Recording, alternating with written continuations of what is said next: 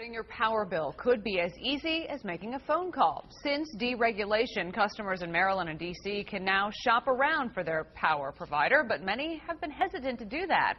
Fox 6 Money reporter Melanie Alwick is here to show us how you can compare and save money. Mel?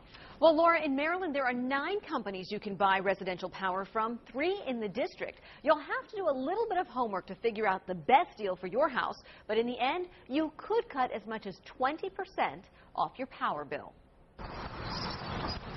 If you live in Maryland or D.C., sooner or later, you'll get one of these. It's an offer to change your power provider. Making the switch isn't as challenging as it might seem. And there's really nothing to be uncomfortable about. Russell Lacey is the president of Electric Advisors, a licensed energy broker. His company helps businesses and homeowners lower their electric bills. You know, in some cases, we've been able to drop businesses' electricity costs by close to 20%. Power comes from many sources: wind, coal, nuclear. Power plants generate the power and transmit it to your utility company. That makes up the generation and transmission charges on your bill. Add those two together and start comparing rates. It is my belief that anybody in the state of Maryland and Washington, D.C., who's not with a third-party provider is throwing away money. Take Pepco, for example. Its standard rate for generation and transmission will be 10.4 cents per kilowatt hour starting October 1st. Summer rates are higher. But if you choose a different supplier, your rate could be a few cents lower.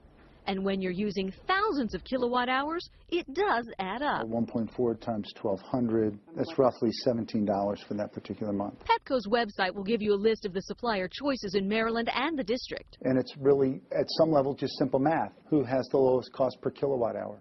Here's what you need to ask. Does the advertised rate include generation and transmission? Is it fixed or variable? What are the terms of the contract and the penalties for cancellation?